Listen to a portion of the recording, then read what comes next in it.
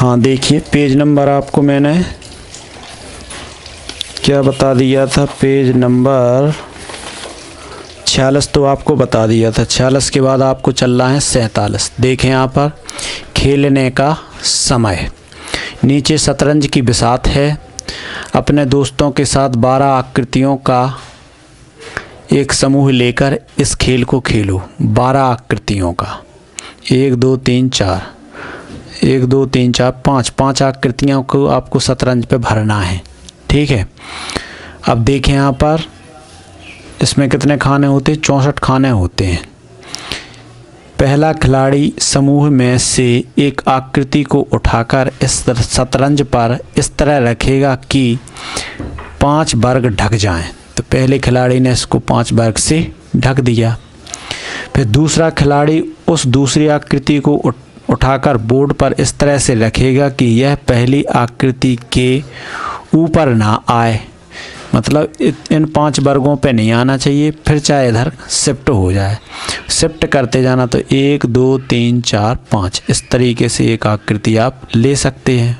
ऐसी आकृति आपको कहाँ से उठानी थी, इस वाले वर्ग में से उठानी थी।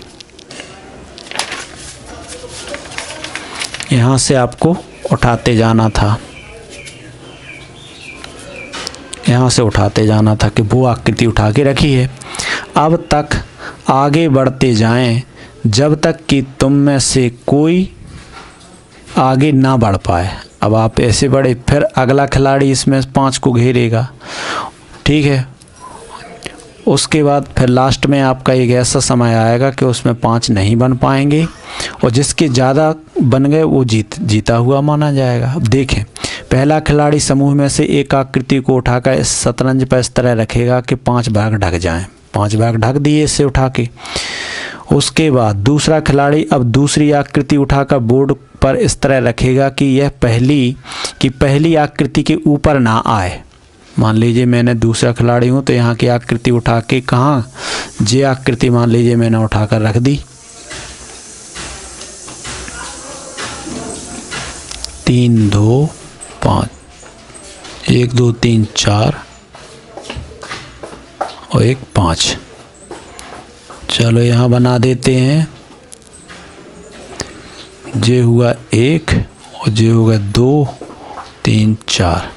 जे वाली आकृति मैंने उठाकर यहाँ रख दी है। फिर अगला खिलाड़ी ऐसे रखेगा, फिर जाके आपकी जो लास्ट तक फिर खाने ख़त्म हो जाएंगे। तब तक आगे बढ़ते जाएं जब तक कि तुम में से कोई आगे ना बढ़ पाए। फिर 5 रखने हैं और फिर लास्ट में 5 आपके बचेंगे नहीं, तो 60 खाने आपके पूरे हो जाएंगे। तो 6 बार पहले आप चल लेंगे और 6 बार आपका दोस्त चल लेगा। सो 6 और 6 12, एक बार में 12 हो गया और फिर 5 बार चल पाओगे। सो 12 पंचे 60 ख़त्म हो जाएंगे। फिर बचेंगे लास्ट में 4 खाने। तो आखिरी आकृति शतरंज पर रखेगा वही जीतेगा। अब आखिरी कौन रखेगा, अगर आप शुरू करते हो तो आपका मित्र रखेगा, और अगर आपका मित्र शुरू करेगा तो आप रखेंगे अंतिम वाली। अपनी टाइल स्वयं बनाएं। क्या तुम गणित का टाइलें आपको क्या करना पड़ती हैं, फर्श पर बिछानी पड़ती हैं, या इंटरलॉकिंग टाइल फुटपाथ पर बिछानी पड़ती है। ठीक है, तो वो टाइलें आपको बनाना सीखना है, इंटरलॉकिंग सीखना है। ठीक है, पूरी आधी मिस्त्रीगिरी आपको सीख जाना है। क्या तुम्हें गणित का जादू पुस्तक 4 पेज क्रमांक 117-19 के फर्श का पैटर्न याद है? तुम्हें एक टाइल ठीक चुनकर उन्हें बराबर लगाते हुए एक पैटर्न बनाना था ताकि बीच में कोई जगह ना छूटे। अगर टाइलों के बीच में जगह छूटती है तो टाइलें हिलने लगती हैं, उन पर भार पड़ने लगता है और वहाँ पर कचरा या पानी रुकने लगता है। इससे टाइल कमज़ोर रहती है और वो टाइल टूट जाती है और फर्श खराब हो जाता है। इसीलिए टाइल के बीच में स्थान नहीं छूटना चाहिए। ठीक है, आगे देखते हैं।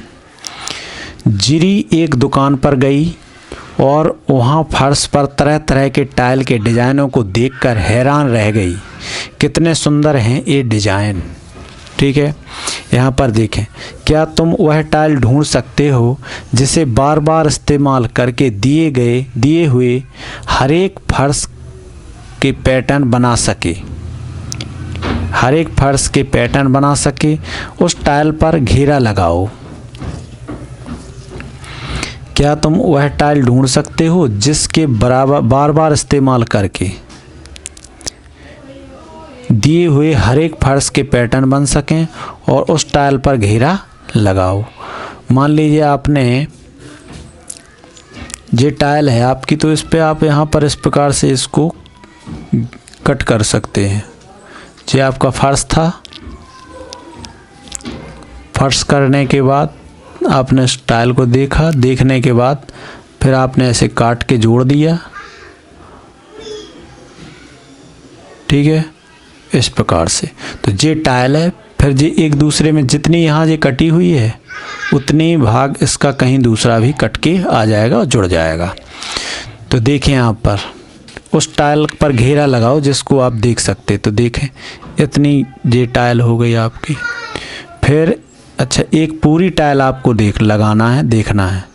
तो पूरी की पूरी टाइल आपकी कहाँ दी जा रही है, यहाँ से चलते हैं,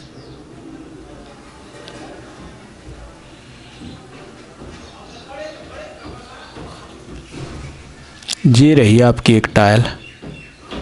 ओके, अब ये टाइल आपकी कहाँ बैठ जाएगी, देखो इस पर पूरे पे पूरा आपका इसके विपरीत वाली ये वाली टाइल घूम करके यहाँ लगने आई है। कैसे? घूम करके। ये वाला हिस्सा जो नुकीला हिस्सा है ये इधर है, ये घूम करके इधर आ गया, और ये वाला जो स्लोप है वो इधर आ गया, और ये वाला स्लोप है जो आपका वो इधर आ गया। ठीक, ये वाला हिस्सा इधर आ गया, तो घूम करके वो टाइल इधर आ गई है। फिर दूसरे वाले में क्या हुआ, वही की वही टाइल यहाँ से खिसक कर यहाँ लगा दी गई है। ठीक है, ये वाली टाइल यहाँ लगा दी गई है। तो यहाँ की टाइल उठा के यहाँ, फिर यहाँ की यहाँ, तो एक टाइल सीधी एक टाइल उल्टी, और आपकी टाइलें इस प्रकार से वो जुड़ती जा रही हैं। यहाँ पर टाइल आप देख सकते हैं कि कैसे लगाई गई है। या तो टाइल आपको इतना बड़ा टाइल का हिस्सा काट दीजिए, इतना, यही टाइल ज्यों की त्यों आप लगाते जा रहे हैं और आगे बढ़ते जा रहे हैं। ठीक है, इन टाइलों में कोई स्थान या गैप नहीं छूटेगा। पैटर्न को देखकर जिरी अपनी पीली टाइल खुद बनाना चाहती है। तुम भी इस तरह की टाइल बना सकते हो। पहला कदम, एक गत्ते या मोटे कागज़ का टुकड़ा लो, उस पर 3 सेंटीमीटर भुजा वाला वर्ग बनाओ, 3 लंबा और 3 चौड़ा। 3 सेंटीमीटर वर्ग हो गया। दूसरा कदम, इस वर्ग के किसी भी भुजा पर एक त्रिभुज बनाओ। मान लीजिए आपने इस पर एक त्रिभुज जोड़ दिया, तो अब जब यहाँ जुड़ गया तो दूसरे में इतना हिस्सा कटेगा, तभी जो उभरा हुआ हिस्सा किसी दूसरी भुजा के अंदर फंसेगा। अब तीसरा कदम, उसी माप का त्रिभुज वर्ग की एक अन्य भुजा पर बनाओ जो आपने यहाँ बाहर जोड़ा था, और उतना ही हिस्सा आपने इसका अंदर कट कर दिया। अब क्या हुआ कि दूसरी टाइल जो आपकी लगेगी यहाँ पर, वो उभरा हुआ भाग इसके अंदर फंसेगा। ठीक है, इंटरलॉक होगा। लेकिन इस बार के वर्ग के पहले आपने वर्ग में बाहर जोड़ा था और इसमें आपने अंदर कर दिया, तो ये उभरा हुआ भाग दूसरी टाइल के अंदर घुस जाएगा। ठीक है, उसी माप का एक त्रिभुज वर्ग की एक अन्य भुजा पर बनाओ, लेकिन इस बार इसे वर्ग के अंदर की तरफ बनाना है। चौथा कदम, इस आकृति को गत्ते से काट लो, तुम्हारी टाइल तैयार है। इसका क्षेत्रफल कितना है? उसका क्षेत्रफल 3 लंबा था, 3 चौड़ा था। अगर इसमें हमने इतना जोड़ दिया तो फिर उतना ही कट गया, तो 3 तिरका 9, यानी इस टाइल का क्षेत्रफल 9 वर्ग सेंटीमीटर है। क्योंकि जितना इधर जो आपका अधिक है उतना ही आपका इधर कम है, तो इसकी 3 लंबाई थी और 3 चौड़ाई थी, तो टाइल का क्षेत्रफल आपका 9 वर्ग सेंटीमीटर ही है। समझ में आ गया होगा। उसके बाद देखें आगे लास्ट पेज। अपनी टाइल का उपयोग करते हुए एक पैटर्न बनाओ। पैटर्न मीन्स श्रृंखला बनाना है, सीरीज बनाना है। आकृति को दोहराते हुए एक पृष्ठ पर ट्रेस करो, लेकिन ध्यान रहे कि उनके बीच में खाली जगह ना बचे। सबसे पहले आपने एक आकृति बनाई, फिर उसको बराबर बराबर हिस्सों में काट दिया। काटने के बाद फिर आपस में जोड़ के ज्यों की त्यों आकृति बन जाएगी। तो जिरी ने अपनी पीली टाइल को से एक पैटर्न बनाया। तुम उसकी टाइल का क्षेत्रफल जानते हो। देखो इसमें 3 लंबाई में था, 3 चौड़ाई में, तो क्षेत्रफल कितना हो गया? 3 त्रिका 9 वर्ग सेंटीमीटर हो गया। और उसने क्या किया कि पहले इसमें एक गुणा का निशान लगाया। इस टाइल के अंदर क्या है? बीच में गुणा का निशान लगाया। फिर उनके बीच में उसने एक एक वर्ग रखा। वर्ग के अंदर क्या किया? वृत्त रख दिया और फिर इनको भुजाओं से जोड़ दिया। तो एक क्या हो गया? स्वास्तिक का चिन्ह हो गया। मान लीजिए ये आपकी इतनी टाइल है और इस टाइल को उसने कोने कोने पर यहाँ से इतना काट दिया। कोने कोने पर भी उसने क्या किया? वर्ग के अंदर वृत्त, वर्ग के अंदर वृत्त, यानी स्क्वायर के अंदर सर्किल, स्क्वायर के अंदर सर्किल रख दिया। अब इस पैटर्न को काट लिया, टाइल तैयार हो गई। अब बताओ उसने कितनी टाइलों का उपयोग किया है? 1 2 3 4 5 6। और जो आप वही वाली टाइल है, क्योंकि इसमें हम कह सकते हैं कि जितना भाग इसका जो उभरा हुआ है उतना ही भाग उसके अंदर कटा हुआ है। तो कितनी टाइलें इसमें प्रयोग की हैं? उसने कितनी टाइल का प्रयोग किया है? 1 2 3 4 5 6 और इसको और इसको जोड़ के 7, इसको और इसको जोड़ के 8। ठीक है, 8 टाइलें हो गई। और इसको और इसको जोड़ के 9 और यहाँ 10 11 12 टाइलों का प्रयोग किया है। कितनी? 12 या 16। 3 आपकी लंबाई में है और 4 आपकी लंबाई में है और 4 या 2 3 चौड़ाई में है। 1 2 3, तो 12 टाइलों का उपयोग किया। कितनी टाइल का? उसने कितनी टाइल का प्रयोग किया? 12 का। देखें 1 2 3 4 5 6 टाइलें तो साबुत हैं। अब ये आधी टाइल है, वो इसकी आधी टाइल इधर भी है। जे इधर के उठा के जोड़ दें तो एक टाइल जे बन गई। आधी टाइल जे है, आधी टाइल जे है, तो इसको जोड़ देंगे तो एक टाइल जे बन गई। तो 2 टाइलें जे हो गई। अब यहाँ से आधी टाइल आपने उठा के यहाँ की इस पे रख दी, एक टाइल जे बन गई पूरी। ठीक है, एक टाइल यहाँ एक जे बन गई और एक जे बन गई और एक यहाँ की आधी टाइल उठा के एक जे बन गई। तो 3 टाइलें जे हो गई। ठीक है, अब इसमें जो कोने कोने की टाइल है वो भी आपकी एक टाइल पूर्ण बन रही है।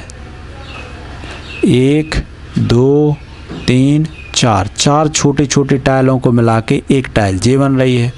तो कितनी? 6 7 8 9 10 11 और एक जे। कितनी टाइलें बन जाएंगी? 12। उसने कितनी टाइल का उपयोग किया है? 12 टाइल्स का उपयोग किया है। जिस जिरी द्वारा यहाँ बनाए गए फर्श के पैटर्न का क्षेत्रफल कितना है? एक टाइल का क्षेत्रफल आ रहा था 9 वर्ग सेंटीमीटर। 9 वर्ग सेंटीमीटर, तो 12 का कितना आ जाएगा? ज़्यादा, 12 नम्मा 108 वर्ग सेंटीमीटर। समझ में आ गया भाई? एक टाइल का क्षेत्रफल था 9 वर्ग सेंटीमीटर। क्यों? क्योंकि वो 3 सेंटीमीटर लंबी थी और 3 चौड़ी थी, तो उसका हो गया 9 वर्ग सेंटीमीटर क्षेत्रफल। 3 लंबी 3 चौड़ी, तो 9 हो गया। ऐसी 12 टाइलें हैं तो 108 वर्ग सेंटीमीटर पूरी का क्षेत्रफल हो गया, जिसके द्वारा बनाए गए फर्श के पैटर्न का क्षेत्रफल कितना है? 108 वर्ग सेंटीमीटर है। अभ्यास का समय देखें। जिरी ने कुछ और टाइलें बनाने की कोशिश की। उसने 2 सेंटीमीटर भुजा वाले वर्ग को लेकर 2 सेंटीमीटर भुजा वाले वर्ग, तो यानी देख रहे हैं 2 लंबा है वो और 2 चौड़ा है, तो इसका क्षेत्रफल कितना होगा 4 वर्ग सेंटीमीटर, क्योंकि 2 लंबा 2 चौड़ा, तो 2 सेंटीमीटर भुजा, भुजा तो 2 की है ना, तो क्षेत्रफल 2 गुणा 2 करेंगे तो 4 वर्ग सेंटीमीटर हो गया। को लेकर नीचे दिखाई गई आकृति, 2 इसकी लंबाई है और 2 इसकी चौड़ाई है, और जितना भाग इधर उभार दिया उतना भाग इसको क्या करना है, इधर कट कर देना है। ठीक है, तभी तो ये उभरा हुआ भाग इस कटे हुए भाग में बैठेगा, तब जाके इसका भी क्षेत्रफल कितना होगा 4 वर्ग सेंटीमीटर। अब इसका क्या है, जितना भाग देखो यहाँ पर उसने ये बाहर उभार दिया है, वो भाग आपका दूसरी टाइल में उसको कट करना है। जैसे ये कटा हुआ हिस्सा इसके अंदर बैठेगा, जितना ये यहाँ गड्ढा बन गया है वो इसके अंदर बैठ जाएगा, जी इसके अंदर बैठ जाएगा। ठीक है, और जितना हिस्सा इसका जी उभरा है वो कहाँ चला जाएगा, इसमें, और जितना ये खाली है वो चला जाएगा इसमें, और जितना ये इधर उभर गया है वो यहाँ बैठे। तो यानी वर्ग पूर्ति वाले चित्र हैं जी, आप समझ रहे हैं, टाइल पूर्ति करना यानी वर्ग पूर्ति। नवोदय में वर्ग पूर्ति रहती है कि जितना हिस्सा यहाँ कटा है वो इसमें बैठ उतना ही चाहिए, ताकि एक पूर्ण वर्ग बन जाए, पूरी टाइल बन जाए।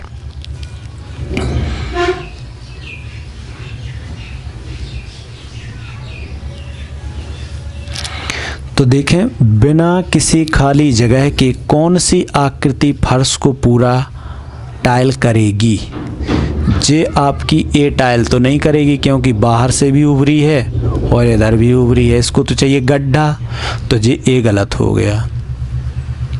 बी वाला भी नहीं करेगा, क्योंकि जितना यहाँ उभरा उतना यहाँ उभरा, तो जे भी पूरा टाइल नहीं कर पाएगी, स्थान छोड़ेगा। सी टाइल पूरा कर देगी और डी टाइल पूरा कर देगी। कौन सी, बिना किसी खाली जगह के कौन सी आकृति टाइल को पूरा करेगी, सी करेगी और डी करेगी। चर्चा करो, इन आकृतियों का क्षेत्रफल कितना है 4 वर्ग सेंटीमीटर, 4 वर्ग सेंटीमीटर, क्योंकि 2 लंबी 2 चौड़ी। ठीक है, इन आकृतियों से टाइल करके अपनी कॉपी में अलग अलग डिजाइन बनाओ। देखो, अगर आप इसको सीधी ऐसे बिछाते जाएंगे तो आपकी डिजाइन ऐसे बन जाएगी, अगर आप खड़ी बिछाएंगे तो डिजाइन ऐसे बन जाएगी। अगर आप मान लीजिए इस प्रकार से टाइल बिछाते जाते हैं तो आपकी क्षैतिज डिजाइन, जब आप टाइल को खड़ा करके रखते जाते हैं तो अलग, और जब आप तिर्यक यानी दाएं साइड तिर्यक कर देते हैं तो टाइल की डिजाइन बदल जाएगी। इन आकृतियों से टाइल करके अपनी कॉपी में अलग अलग डिजाइन बनाना है। अब एक वर्ग में से तुम अपनी नई टाइलें बनाओ।